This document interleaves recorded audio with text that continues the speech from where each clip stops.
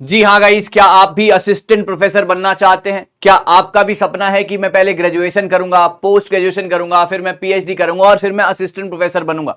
ये सारी की सारी चीजें जो हैं अब बहुत ज्यादा आसान होने वाली हैं। पहले क्या होता था, एक सेट पैटर्न के साथ आपको चलना होता था और उसी के बाद आपको असिस्टेंट प्रोफेसरशिप मिलती थी और आप फिर आगे बढ़ते थे लाइफ के अंदर। लेकिन अब यूजीसी जो है इसको बहुत ज्यादा आसान कर रहा है। ये मल्टीपल तरीके ओपन कर रहा है जिससे आप हिंदुस्तान के असिस्टेंट प्रोफेसर बन सकते हैं, जो कि बहुत ही आसान तरीका है। यहां पर मैं आपको वो सारे तरीके बताऊंगा जिसके बाद आप बहुत ही आराम से, देखिए पहले क्या होता था, पहले होता था कि आपको अंडर ग्रेजुएट करना, पहले आपको ग्रेजुएशन करनी पड़ती थी, फिर आपको पोस्ट ग्रेजुएशन करनी पड़ती थी, फिर आप नेट का एग्जाम देते थे, फिर आप पीएचडी करते थे। कभी कभार तो नेट का एग्जाम, वो तो एक तो क्वालिफाइड क्राइटेरिया, एलिजिबिलिटी क्राइटेरिया हो गया, फिर उसके बाद आपको एक असिस्टेंट प्रोफेसरशिप का भी एक एग्जाम देना होता था, उसके बाद आपको नौकरी मिलती थी। लेकिन अब ऐसा नहीं है। अब बहुत ही ज्यादा स्किल, आपका स्किल कितना जबरदस्त है उसके ऊपर बात होने वाली है, क्योंकि पढ़ाना और नंबर लाना दो अलग अलग बातें हैं। तो अब यूजीसी को ये बात, एनटीए को ये बात समझ में आ चुकी है। आप मेरे पीछे देख सकते हैं यूजीसी फैकल्टी रिक्रूटमेंट। अब इसमें कुछ नए रेगुलेशंस होने वाले हैं। आप मेरी बात को बहुत आराम से समझिएगा। मिसाल के तौर पर मैं आपको समझाता हूं बहुत ही बढ़िया तरीके से, जिससे आपको चीजें ज्यादा बेटर तरीके से समझ में आएंगी। मान लीजिए कि आपने अंडर ग्रेजुएशन किया और आपका ये जो कोर्स था वो 4 साल का था। आपका ये जो कोर्स था ये 4 साल का था। अब आपको इसके बाद पोस्ट ग्रेजुएशन करने की जरूरत नहीं है। ध्यान से सुनिएगा, अगर आपका अंडर ग्रेजुएट था 4 साल का, क्योंकि अब तो एनटीए ने ही कह दिया है ना कि अगर आपने अंडर ग्रेजुएट का कोर्स 4 साल का किया है तब आप नेट के लिए एलिजिबल हो जाते हैं। अच्छा, उसके बाद आपने अपना नेट एग्जाम दिया, आपने अपना नेट एग्जाम दिया और आप एलिजिबल हो गए, है ना। आपने अपना नेट एग्जाम दिया और आप एलिजिबल हो गए।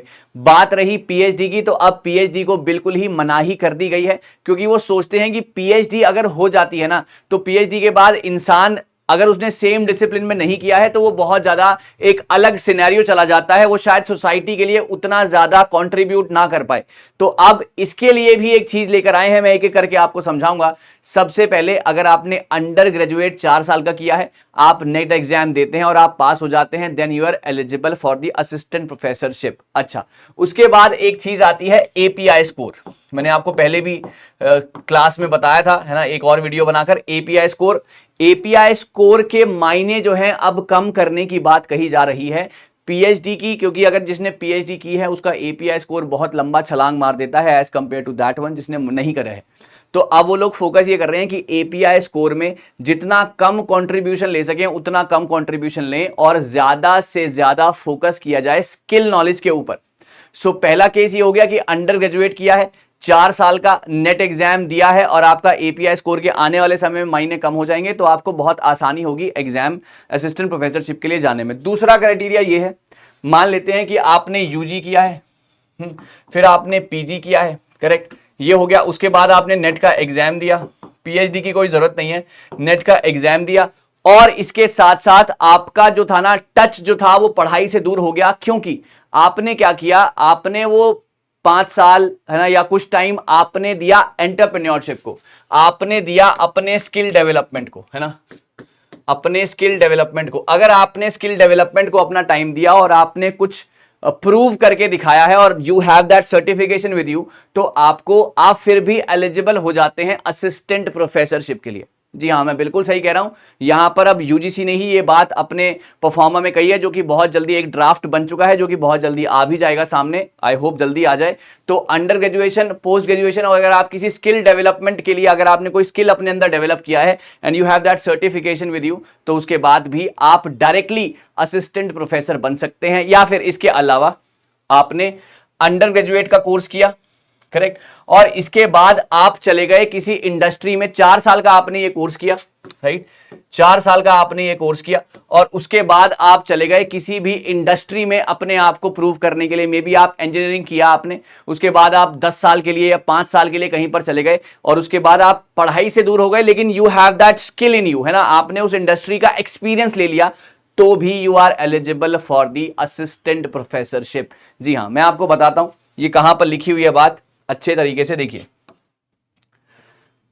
UGC faculty recruitment regulation, the new regulation seeks to bridge the gap by inviting skilled professionals, है ना। अब आपको skilled professionals को ज्यादा से ज्यादा न्योता देना है, rather than कि जिसके नंबर अच्छे हैं उसको ले लिया, उसको पढ़ाना आता है कि नहीं आता है, that a big question mark, right? तो उस क्वेश्चन मार्क को हटाने के लिए अब UGC ने कहा है कि हम फैकल्टी रिक्रूटमेंट करेंगे, लेकिन हम कुछ नए रेगुलेशंस के साथ करेंगे और हमारा जो फोकस होगा वो होगा स्किल पर्सनल्स के ऊपर, स्किल्ड प्रोफेशनल्स के ऊपर, from field into academia, thereby enhancing the global standing of Indian higher education। देखिए एक किसी को ना बहुत अच्छे मार्क्स हैं उसके, वो एक स्कॉलर बंदा है, लेकिन उसके पास पढ़ाने के स्किल्स नहीं है, उसके पास डिलीवर करने के स्किल्स नहीं है। लेकिन जो बंदा इंडस्ट्री में रहकर आया है ना, जो बंदा हर एक से कम्युनिकेट करता हुआ आ रहा है, एक रिलेशनशिप बनाता हुआ आ रहा है, दूसरा बंदा जिसने खुद एंटरप्रेन्योरशिप स्टार्ट की है, उसको सारी चीजों को कनेक्ट करना आता है, उसको लोगों से बात करनी आती है, अपने आइडियाज कन्वे करने आते हैं। तो यही यहां पर बात है कि स्किल्ड प्रोफेशनल्स को ज्यादा इंपॉर्टेंस अब देने की बात कही जा रही है।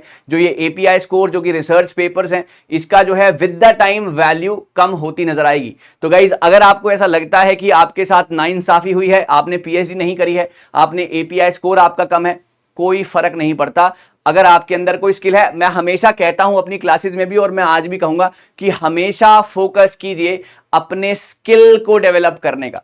अगर आपके अंदर स्किल्स हैं, अगर आपके अंदर वो हिम्मत है अपने आप को प्रूव करने की विद इन दी सोसाइटी के सामने, then you gonna rock in your particular field, right. So परेशानी की कोई बात नहीं है, बस आगे बढ़ते रहिए, कुछ आगे बढ़ने का सोचिए कि कैसे बढ़ना है, क्योंकि अब तो ये भी कहते हैं कि हमको स्किल्स के ऊपर ज्यादा फोकस करना है। देखिए, university grant commission is set to unveil a draft for new faculty recruitment aiming to update the recruitment standards in colleges and universities. नया रेगुलेशन कहता है कि आपके पोस्ट ग्रेजुएट डिग्री होनी चाहिए and expertise in the areas. आपने PG किया या फिर आपने UG 4 साल का किया, one way in areas such as entrepreneurship, startups, industry engagement to be directly recruited as faculty। आप डायरेक्टली फैकल्टी के वहां पर जो है डायरेक्टली रिक्रूट कर दिए जाएंगे। तो ये सारी की सारी चीजें बहुत ज्यादा मायने रखती हैं आपके आने वाले फ्यूचर के लिए। तो मुझे कमेंट सेक्शन में बताइएगा कि आप किस तरीके से अपने स्किल को डेवलप करेंगे, किस तरीके से आप आगे बढ़ने की कोशिश कर रहे हैं, क्या आपने ऑलरेडी कुछ ऐसा किया है। अपनी राय कमेंट सेक्शन में लिखिएगा। मैं बहुत जल्दी मिल रहा हूं एक नई वीडियो के साथ, तब तक के लिए आप अपना ध्यान रखें, ऐसे ही बढ़ते रहें आगे और पढ़ते रहें ताकि हम देश का भविष्य सुधार सकें guys. Thank you so much guys, all the very best.